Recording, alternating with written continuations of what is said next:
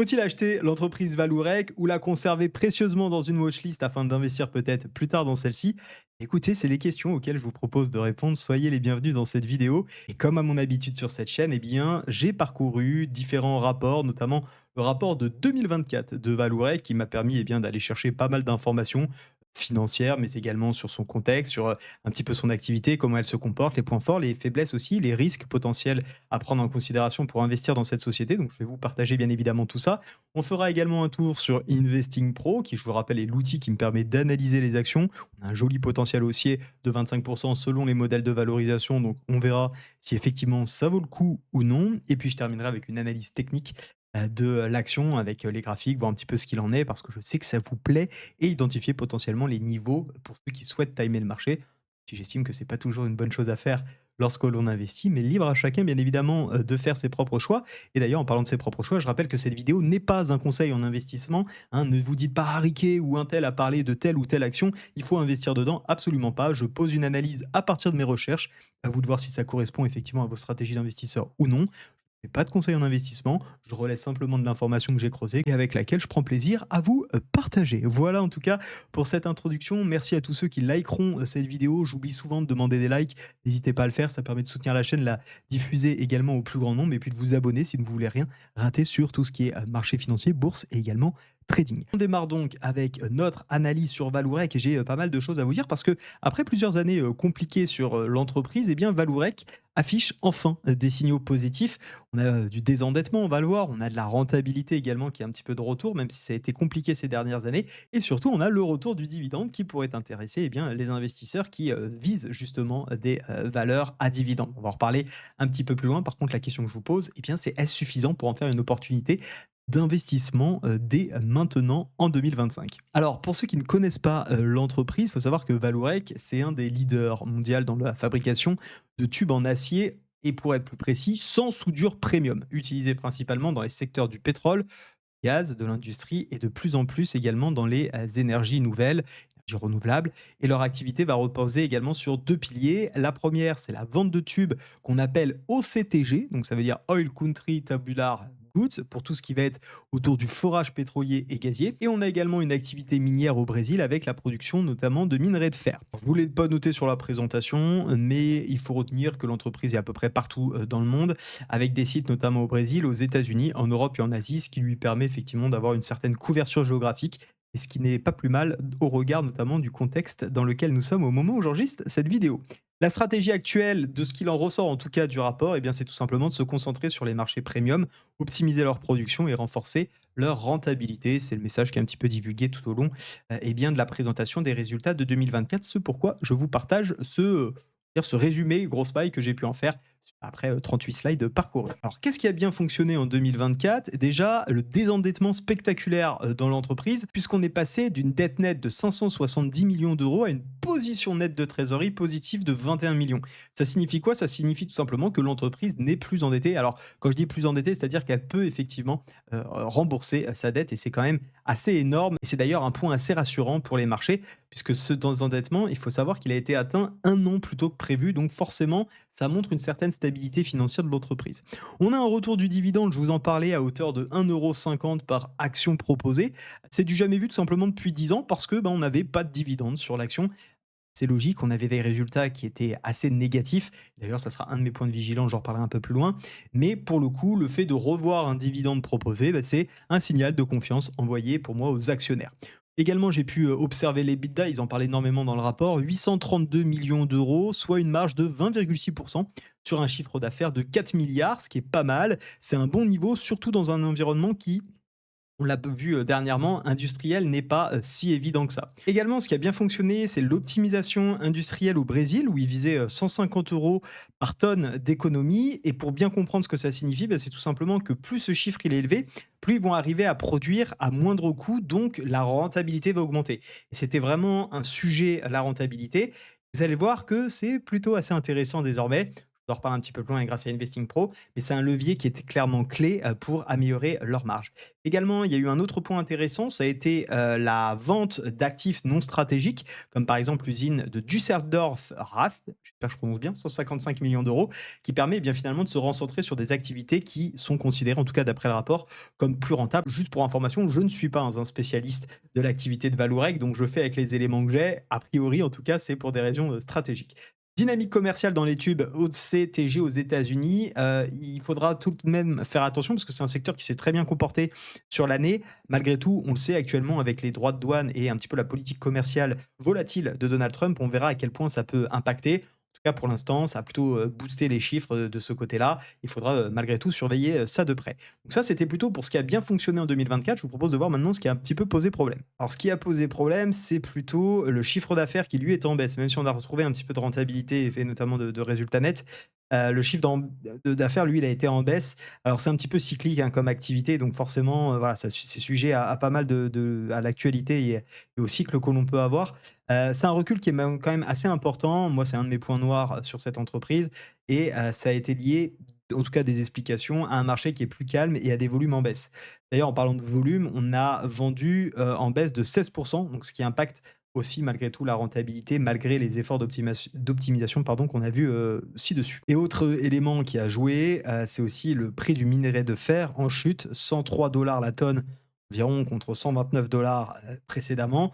C'est forcément un problème parce que tout simplement, bah, l'activité minière qui est au Brésil, son rôle, c'est de vendre ce minerai. Donc forcément, si le prix baisse, eh bien, les marges minières se contractent mécaniquement et donc génèrent forcément un chiffre d'affaires un petit peu plus faible. Je vous ai également mis quelques chiffres importants au niveau de l'analyse financière. On va rentrer plus en détail dans un instant. Je vous les ai mis là parce que pour moi, c'est important. C'est des chiffres à retenir si vous souhaitez investir. Et je vous rappelle d'ailleurs que cette présentation que je vous fais, je vous la mets dans mon canal Telegram. Vous avez le lien en description si vous souhaitez me rejoindre. Le canal est ouvert, hein, il vous suffit simplement de vous inscrire et vous retrouverez donc toute cette présentation PPT que j'ai faite, que vous pourrez télécharger si besoin est pour revenir dessus. Concernant donc l'analyse financière, on a une marge industrielle qui est assez intéressante, un petit peu en baisse, mais toujours correcte à 29,5%. On a une marge EBITDA également à 20,6%, ce qui pour le coup est assez solide pour l'industrie lourde. Et on a un résultat net pour le groupe qui est de 452 millions d'euros, soit, pour faire plus simple, 1,96 euros par action, ce qui est plutôt intéressant également. Voilà à peu près quelques grands chiffres à retenir. Je vous propose qu'on passe sur eh bien, Investing Pro pour justement voir un petit peu les notations, quels sont les éléments importants et les risques associés à cette entreprise au-delà de l'aspect purement qualitatif que l'on vient de voir. Allons un petit peu dans les chiffres. Donc au niveau des chiffres, déjà, rien qu'au niveau de du potentiel haussier, je vous le disais, 13 modèles de valorisation, 7 analystes également qui suivent le titre. On est effectivement sur des niveaux bien au-dessus du prix actuel. On est à 15,50 l'action et on a un potentiel selon Investing Pro de 19,35. Les analyses sont même un peu plus optimistes, comme souvent d'ailleurs, à 22 euros. Encore une fois, libre à vous de prendre en considération ou non ces différents états de valorisation, mais je les trouve assez intéressants. Concernant le profit de l'entreprise ici, on a un rendement qui est élevé pour les actionnaires. Au niveau plutôt de la technique, donc on pourra reparler, on a un titre qui est légèrement survente. C'est pas forcément des raisons d'acheter pour moi, mais ça n'empêche que c'est intéressant. Vigilance, puisqu'on a un ratio PER élevé par rapport à la croissance des bénéfices à court terme.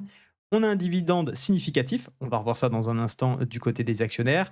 Les mouvements du prix sont assez volatiles, l'action s'est mal comportée au cours du dernier mois.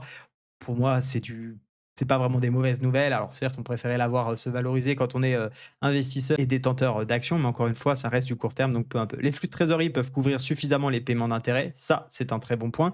Les actifs liquides dépassent les obligations à court terme. C'est un deuxième très bon point. Et après, pour le reste, c'est plutôt du blabla qu'autre chose. En tout cas, c'est pas ce qui va m'intéresser. Au niveau des prix, on le voit depuis un an, c'est une entreprise qui a un petit peu en difficulté depuis ses sommets de un an, qui fait moins 13,67. Mais sur 5 ans, on a une belle performance de 10%. Belle, bon, il y a mieux, hein, bien évidemment, mais du coup, voilà, c'est une action qui, en tout cas, retrouve des couleurs. Et il faut savoir que c'est une entreprise qui, pendant longtemps, d'ailleurs, c'est ce que je vous propose d'aller voir tout de suite, a réalisé en fait très peu de résultats. Ce qui explique aussi que c'est compliqué d'avoir des entreprises qui montent. Hein. C'est pas pour rien que je vous invite à aller chercher des entreprises qui sont bénéficiaires. Vous le voyez ici, on a depuis 2 ans une entreprise qui fait du résultat net, hein, qui génère des bénéfices. Mais vous le voyez, pour les années précédentes, hormis 2021, on a été très, très légèrement positif. bah, finalement, on a des années qui ont été globalement négatives et on n'était pas dans une bonne structuration du côté de l'entreprise. On le voit assez bien sur ce graphique. Concernant le chiffre d'affaires, on s'en parlait aussi un petit peu. On voit qu'il y a des évolutions qui ont été négatives, donc moins 21%. Le chiffre d'affaires, malgré tout, lui, si j'arrive, ma caméra devant, je le vois pas bien, on voit qu'il est relativement stable, mais on n'est pas dans une entreprise non plus à forte croissance. Et on reverra, c'est une de mes problématiques en tout cas pour cette action, même si elle offre d'autres avantages. Je vous propose qu'on s'intéresse à sa santé financière et aller voir quelques indicateurs qui me plaisent. Je vous rappelle qu'avec Investing Pro, hein, vous avez la possibilité d'avoir des notations comme ça qui vous facilitent bien évidemment la vie pour éviter de creuser dans de la data. Si ça vous intéresse d'avoir un outil sur lequel vous allez avoir aussi des recommandations avec l'intelligence artificielle, il y a tout simplement un lien en description pour vous inscrire. Il y a moins 15% avec le code AFF8 si ça vous intéresse. Profitez-en, c'est moins de 100 € la première offre, un peu plus de 200 la deuxième. C'est vraiment un top outil pour pouvoir mener ces analyses et comparer bien évidemment à ce que vous pouvez trouver sur les différents réseaux sociaux, livres ou autres, pour faire vos propres avis et puis surtout avoir des suggestions quand on débute, c'est top. Et pour si peu d'argent, j'ai envie de dire, dans l'investissement, eh bien, je trouve que c'est vraiment le meilleur outil aujourd'hui qui soit. Vous avez donc le lien en description si cela vous intéresse. Concernant la notation donc de cette entreprise, on le voit ici, on a au niveau de la croissance un score de 3. Alors certes, le bénéfice par action est en pleine croissance parce que tout simplement déjà on avait en croissance cumulée en tout cas on avait des chiffres négatifs. Malgré tout, il y a des éléments qui me plaisent un petit peu moins, la croissance du revenu d'exploitation qui est en baisse sur la dernière année, également la croissance du revenu donc à moins 21, même si effectivement c'est un petit peu mieux sur les 3 dernières années, on sent toujours que sur 5 ans c'est assez friable, hein, c'est la croissance cumulée qu'on observe ici. Donc je trouve qu'il y a des entreprises qui sont quand même plus rentables et c'est vraiment pour moi le point d'alerte. On a une croissance de 3 ici qui est un petit peu faussée à mon sens dans l'idée où on a en fait les scores de la dette totale ici qui sont vraiment excellents et qui apportent une très bonne notation, qui viennent revaloriser finalement un petit peu le score de santé de la croissance parce qu'on a intégré la dette dans ce calcul-là. Mais pour moi, c'est là où je me méfie un petit peu. Je ne trouve pas que ça soit vraiment la croissance liée au chiffre d'affaires et aux résultats qui justifie cette note, mais peut-être une meilleure santé financière, ce qui, ceci dit, est très intéressant. Puisqu'on parle de santé financière, je vous propose qu'on y jette un coup d'œil. Vous voyez, on a des ratios trésorerie sur capital qui sont très intéressants à ce niveau-là, 24%. On a également la dette sur fonds propres qui est relativement intéressante, 46,6%. C'est très bien maîtrisé. Le free cash flow sur l'operating cash flow, c'est l'argent qui vient des opérations, enfin de son activité pure. Et ça représente 65% du free cash flow. Donc c'est quand même assez important. J'imagine que ça lui offre plutôt une bonne note. Il faut dire que dans le secteur, effectivement, on a des acteurs qui sont assez hauts, mais on voit qu'on est quand même plutôt dans le top par rapport à ses concurrents et son secteur. Donc ça, c'est assez aussi intéressant. On a une ratio des couvertures des intérêts qui est absolument géniale, d'où la très bonne note également qui lui est offerte. Bref, ici, on a pas mal d'éléments, je trouve, qui montrent que financièrement, et on aura l'occasion de s'attarder sur les ratios que j'aime bien un petit peu plus loin, qui montrent une certaine stabilité. Du côté de la rentabilité, on a également des choses très intéressantes. Vous le savez, un des éléments que je regarde le plus, c'est le rendement des capitaux propres. Et ici, on est sur un très bon score de 19,4, très bon pour le secteur et ses concurrents. Ça, c'est effectivement quelque chose qu'on affectionne particulièrement, notamment à partir d'au-dessus de 10, voire 12 et bien évidemment au-dessus de 15, c'est génial. Et on a aussi le rendement des actifs au-dessus de 6-7%, c'est pas mal. On a 8,4 et on voit qu'on est dans le top 83. Donc voilà des éléments en tout cas qui sont intéressants. Bien sûr, hein, il y en a plein d'autres à regarder. Le CROIC pourrait être un peu plus élevé, mais on voit que pour le secteur, c'est pas si mal. Bref, je vous laisse bien évidemment apprécier en fonction bien évidemment de vos critères de ce côté-là. Au niveau de la valorisation, je ne vais pas trop m'attarder dessus, mais vous avez le ratio PER qui est assez intéressant, 7,8, comme je vous le disais, qui est assez bas par rapport à son secteur. Bon, c'est des choses intéressantes. On a vu un petit peu la valorisation tout à l'heure. Je laisse bien évidemment l'apprécier plus en détail. Moi, ce que je voulais vous montrer, c'était également du côté du dividende. On se l'est dit, il n'y a pas eu de dividende pendant 10 ans et ça y est, on a le retour du dividende avec un rendement très important et très puissant par rapport au prix actuel, puisque tout simplement, ça nous permet d'avoir 10,24% de rendement. Alors, c'est pas toujours forcément une bonne chose hein, d'avoir des rendements aussi hauts, mais si l'action s'apprécie, est-ce qu'on maintiendra ce dividende qui reste un petit peu entre guillemets exceptionnel, puisque ça fait 10 ans qu'on n'en avait pas eu? Là, difficile de le dire. On est sur une entreprise qui, on l'a vu, a eu des difficultés dans sa croissance. Donc là, on a vraiment envie, je pense, de remercier les investisseurs comment dire, pour le fait d'être revenus sur le titre. Bon, est-ce que ça sera maintenu? Je n'en sais rien, mais ça n'empêche qu'on a un très beau, comment dire, rendement ici. On aura une date de détachement le 26 mai pour une date de paiement le 28. Voilà, vous savez tout de ce côté-là. Je vous propose qu'on passe. Ah non, je vais juste vous montrer quelques graphiques intéressants parce que j'aime bien vous présenter les graphiques que j'ai créés. Alors que j'ai créé, c'est directement dans Investing Pro. Vous pouvez totalement personnaliser cet espace et ça permet d'avoir quelques visions intéressantes. Vous voyez, le bénéfice par action qui était négatif puisqu'on n'avait pas de résultat net, commence, enfin, est assez plat, mais reste quand même assez intéressant ici. On voit la difficulté de l'entreprise à avoir généré du revenu net, mais depuis 2 ans, on est légèrement au-dessus du positif, mais on a un chiffre d'affaires qui s'est un petit peu infléchi de ce côté-là. Reste encore à voir comment se comporte le secteur, puisqu'encore une fois, c'est assez cyclique. Free cash flow, on a vu des choses plus positives, mais depuis 2 ans, on a quand même réussi à avoir une trésorerie qui s'améliore. Donc on a quand même globalement une entreprise qui était en difficulté sur les dernières années, et ça va très bien se voir au niveau du graphique, mais qui désormais, depuis 2 3 ans, arrive quand même à réinverser un peu la tendance. Et on a quand même a priori, des estimations ou des anticipations qui sont pas si mauvaises, notamment si on s'en suit aux valorisations de Investing Pro, par exemple. On a eu un gros rachat d'actions. Alors là, je me demande si c'est un vrai rachat d'actions ou pas qui a été fait. Il faudrait creuser le point. Je vous avoue ne pas avoir fait ce travail.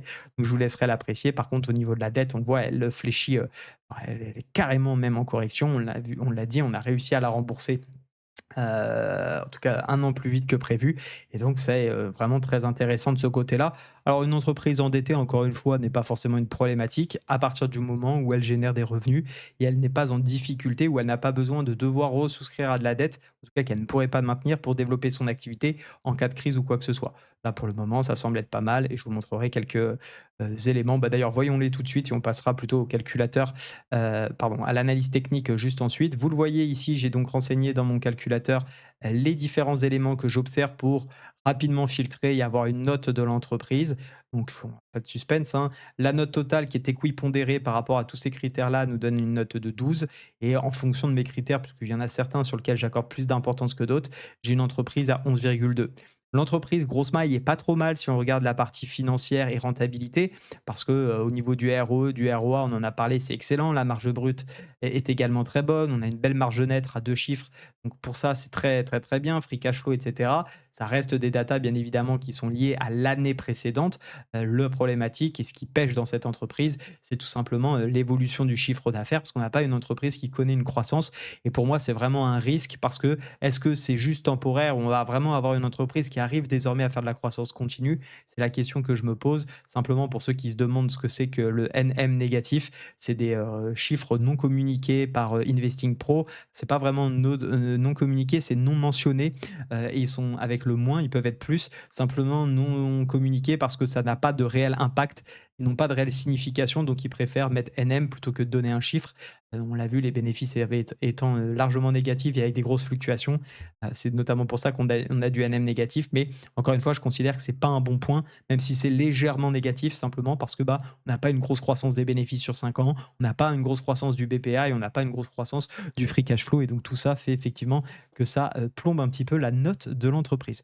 Maintenant, voyons si malgré tout, il n'y a pas une opportunité d'un point de vue technique. Alors sur les graphiques, moi je la trouve quand même très intéressante, je dois vous dire, malgré ce que j'ai pu vous dire précédemment, enfin ou en tout cas ou en peut-être en opposition à ce qu'on a pu dire. On a une entreprise qui a énormément chuté, hein, dans les années précédentes, mais ça encore, ce n'est pas tant un souci, pour moi. On a des cycles, hein, dans les entreprises, donc c'est pas du tout une problématique et je vais pas bien évidemment, regarder ces chiffres-là, sachant que c'est possible aussi que le prix de l'action ait été divisé par le passé. Moi ce qui m'intéresse plutôt, c'est vraiment de voir déjà ces gros échanges qui se font, hein. On voit qu'il y a des gros volumes, qui ont été faits dans cette grosse zone d'accumulation et c'est surtout ça, qui m'intéresse. On en est sorti, alors on est actuellement effectivement, dans une zone, qui reste encore un petit peu à risque. On voit que la moyenne mobile de 100 n'est pas, totalement, franchie, en tout cas ne s'est pas réinversée à la hausse. C'est une moyenne mobile exponentielle ici, mais ça n'empêche qu'on a quand même une dynamique légèrement haussière, hein. Je dis bien légèrement, on ne peut pas dire que ça soit, une courbe très orientée, mais en tout cas, on a une oblique qui porte les prix. On est revenu ici, pullbacké, à la fois cette oblique et à la fois ce niveau de résistance horizontale et donc pour tenter quelque chose et encore une fois, pas de conseil en investissement ici, Se dire: «OK, je prévois que l'entreprise», parce que vous allez faire vos recherches, peut effectivement aller chercher de la croissance et d'ici les prochaines années générer du bénéfice. Alors je pense que c'est un très bon point d'entrée. Maintenant, si on n'est pas totalement convaincu et qu'on veut plus de certitude, oui, forcément, si les chiffres, s'avèrent être bons, on risque de l'acheter un peu plus cher, mais aussi avec moins de risques. Maintenant, on peut toujours se dire: «OK, c'est un peu trop risqué, je me mets un niveau d'invalidation au-dessous des 10 € l'action». Si vraiment elle s'était amenée à plonger, donc à re-rentrer dans ce range et on ne peut pas rester sur une position qui est flat ou qui en tout cas ne fait pas d'argent, on veut pas la conserver, bah, dans ce cas-là, on peut mettre un stop dans ces environs-là, par exemple, et ensuite ça peut nous laisser des potentiels haussiers. On l'a dit, la juste valeur d'investing, elle, je crois, nous envoie non, c'est pas 25 € l'action. On va juste revenir dessus, j'ai un doute. La juste valeur, c'est 19 € pardon, l'action, et c'est, les investisseurs, voilà, les analystes plus exactement, qui visent à 22 €. Donc vous voyez, ça fait des jolis potentiels. Les 19, c'est justement dans la zone sur laquelle on est venu rejeter ici. Le PER relativement bon, hein, sur ces sujets-là, j'ai pas trop d'inquiétude. Maintenant, c'est plus effectivement dans sa capacité à générer de la croissance, et personnellement, je n'investirai pas, moi, à titre personnel dedans. Encore une fois, ça ne veut pas dire qu'il ne faut pas le faire, simplement parce que ça manque un petit peu d'éléments, pour moi. Alors faut-il l'acheter à ce prix? Je vous laisse bien évidemment vous faire votre avis. On va simplement conclure ensemble pour, résumer les forces et les faiblesses de cette entreprise. Donc en conclusion, moi je dirais que Vallourec est clairement en transformation actuellement. On a vu, on a un désendettement qui a été assez impressionnant en peu de temps. On a un retour du dividende également, depuis 10 ans, dont on n'avait pas avec un joli, pour le moment en tout cas au prix actuel de l'action, un joli rendement. Une rentabilité qui tient la route, malgré effectivement encore une fois une croissance un petit peu lourde. Et ce qu'il en ressort en tout cas de la partie plutôt qualitative que j'ai observée dans le rapport, c'est qu'on a des, vrais, efforts pour optimiser la production et surtout de rester sur le cœur de métier de l'entreprise. Maintenant, si je dois aussi contrebalancer, on a, quand même, faut faire attention, un chiffre d'affaires qui est en repli, en tout cas sur la dernière année. On a une exposition au secteur pétrolier, mais qui peut être une opportunité au regard du prix du pétrole actuellement, en tout cas au moment où j'enregistre cette vidéo. Et on a un contexte qui, comme on est sur une valeur qui est quand même relativement cyclique, bah, a un contexte assez incertain. Pour moi, c'est une entreprise donc qui revient d'assez loin, mais qui peut offrir un super potentiel avec un degré de risque assez élevé malgré tout, parce qu'on n'a pas cette confiance et cette certitude dans les chiffres à venir. Pourquoi pas effectivement la détenir? N'hésitez pas d'ailleurs à me dire en commentaire si vous en détenez et à quel PRU, et si vous souhaitez voir d'autres analyses d'actions comme je viens de le faire pour Vallourec, bah, faites-le moi savoir en commentaire, j'hésiterai pas. Merci à tous ceux également qui likeront cette vidéo et qui s'abonneront si ce n'est pas déjà fait. Ça permet de soutenir et de récompenser plusieurs heures de travail pour faire à la fois les recherches, la vidéo. Bref, c'est quand même du temps qui m'est pris. Donc moi, je suis ravi de le faire, mais juste un petit merci comme ça, c'est top. Un petit commentaire pour me le dire. Je vous remercie également en retour. Et puis, je vous laisse avec une autre vidéo sur la bourse si ça vous intéresse. Soyez bien évidemment prudents dans vos investissements et à très vite pour une prochaine vidéo.